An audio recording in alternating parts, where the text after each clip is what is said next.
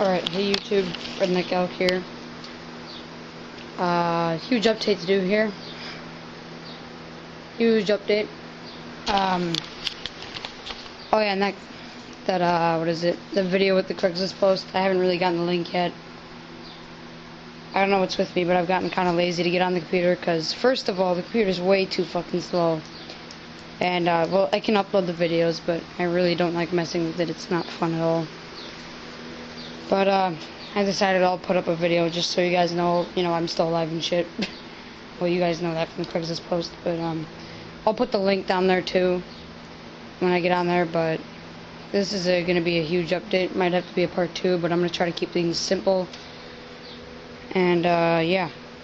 So, first of all, ATV, it's gone. I grew out of it, and I sold it.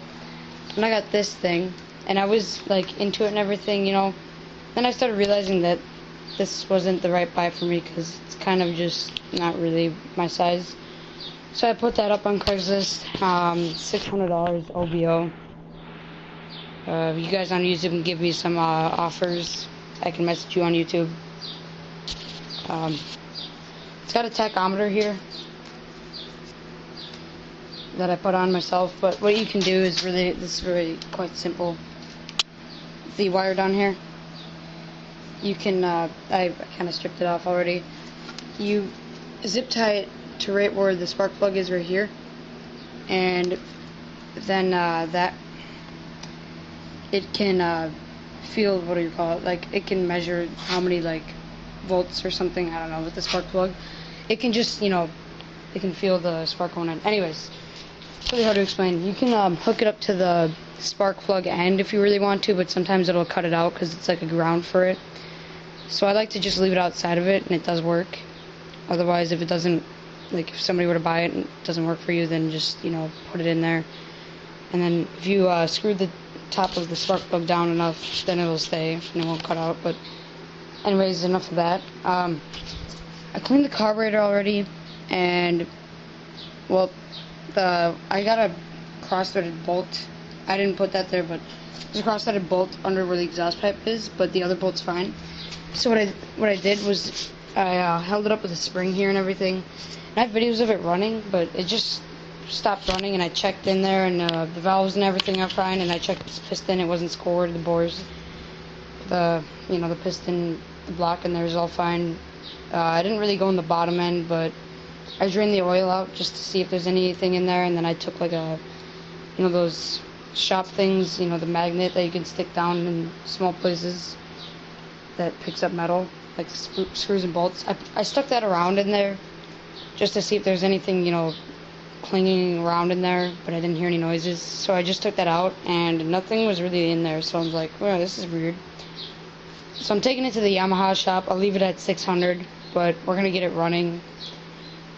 Luckily my dad's cool all about it, and he's going to, pay for the fixes. Because I don't have a lot of money left, but once I sell this thing, I'll have enough money to get this project going, and another one that I'll show you. But anyways, so yeah, it's got an FMF pipe on it, and it's all hooked up. So there's no exhaust linking.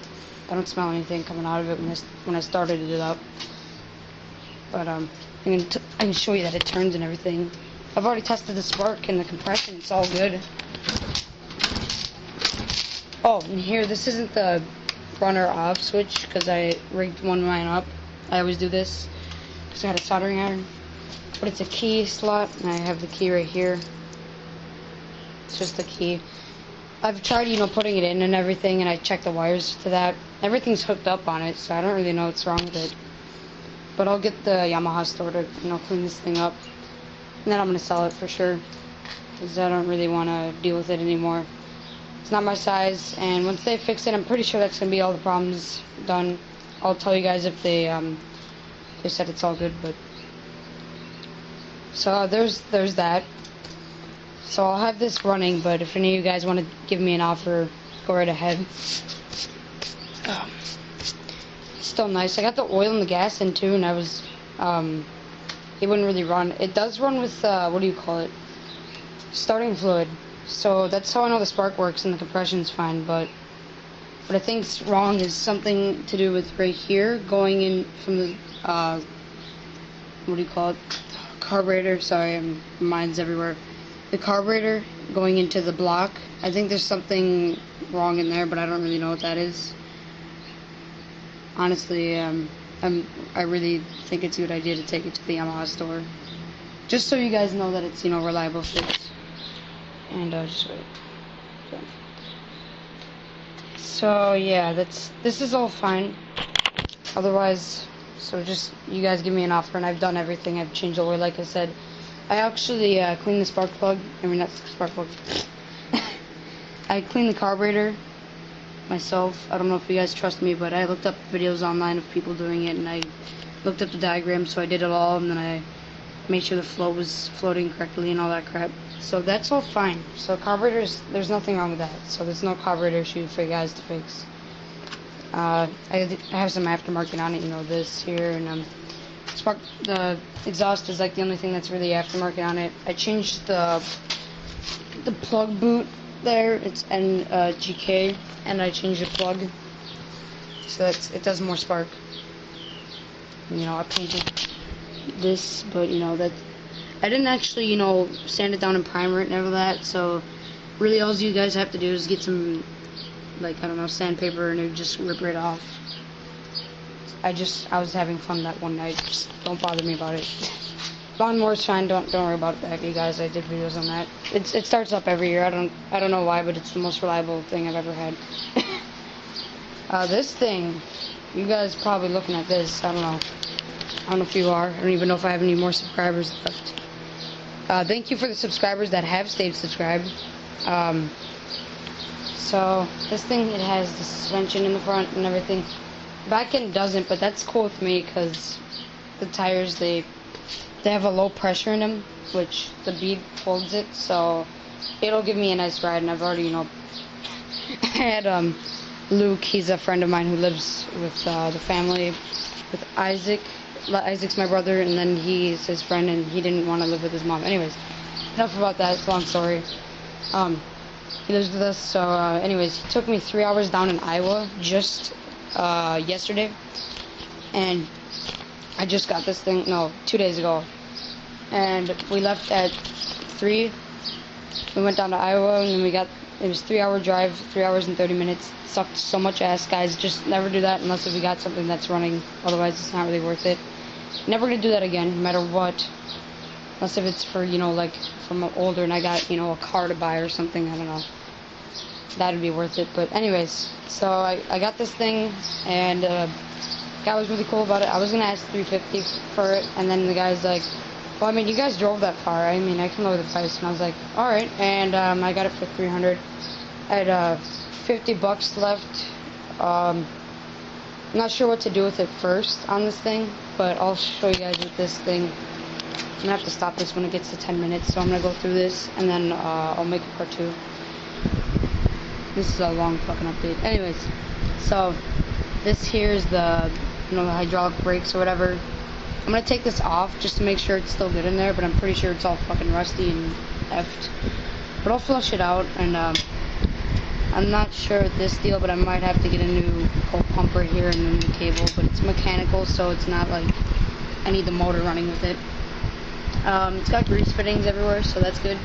So the guy did, he bought it from another guy to do a project with his son. It sat for a month, and then he was like, well, my son doesn't really want to do anything because he just moved out of college, so he sold it for him, and then he's going to give him the money. I think that's the deal. It's got a mechanical type of, you know, steering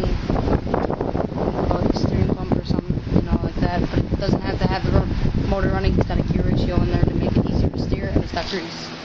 Simple thing like that. I think he's got most of the stuff off of a bike. Same with the suspension. His shocks are still good. It's got a speedometer. All I have to do is just run the wire down to wherever the fucking wheel has the little spot where it connects to, like a bike one. But it's for, you know, high speeds. I don't know if you guys can even see that. It's got, you know, the mirrors, and you put on the, you know, this light thing here, whatever, turning signals. He's got the lights up here. I'm gonna have to rig that to the battery, but I don't even have the battery yet. That's probably what I'm gonna spend my money on first. And then I'll mow a lot of lawns. That's what I did to get this. I worked my ass off to get this stuff. So don't think I'm like some spoiled child. I actually worked my ass off for this shit. The motor, it doesn't even, the guy was about to part it out and then he realized, well, nah, and I bought it from him before he decided, you know, to start parting out again. Dual carburetors aren't even here anymore. I found $100, like I have to pay $100 for them online, and the guy's already cleaned it out, and I'm like, oh, I'll take it. So I'm just gonna message the guy once I get, you know, that's what I'm trying to decide. Should I get the battery first, or should I, you know, save up and then get the carburetors? I don't know yet. I'm just gonna mow some lawns, see where I go from there. See if I get antsy to just, you know, have the motor turn and everything. Ooh, fun, you know. The exhaust pipes and everything are hooked up, so all I need is the dual carburetors and it should be fine. I checked the top end already on it, it's good. Oh crap, it's 11 minutes. Shit. It shifts gears. All I need is just a linkage here for the clutch, because the old one is like ripped off. It's back there. Airbox is fine. I need a new filter. He's got all the wiring all hooked up. He spliced it with, you know, like, you know, turning the wires around and then, you know, taping it. I didn't like that. It wasn't reliable for me. So what I did is I took my soldering iron out. I got a soldering iron finally, and I soldered it all up, and I retaped it, and then I zip tied it instead of crappy ass electrical tape, because that's not gonna hold the wire up. And then chain drive is all good. The chassis is nice.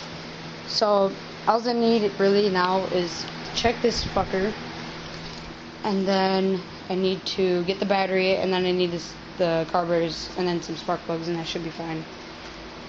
So that's for this. That's for this thing, and I'm gonna take off the top end and check that with you guys later. But for right now, I need to stop the video and start part 2. So check out part 2.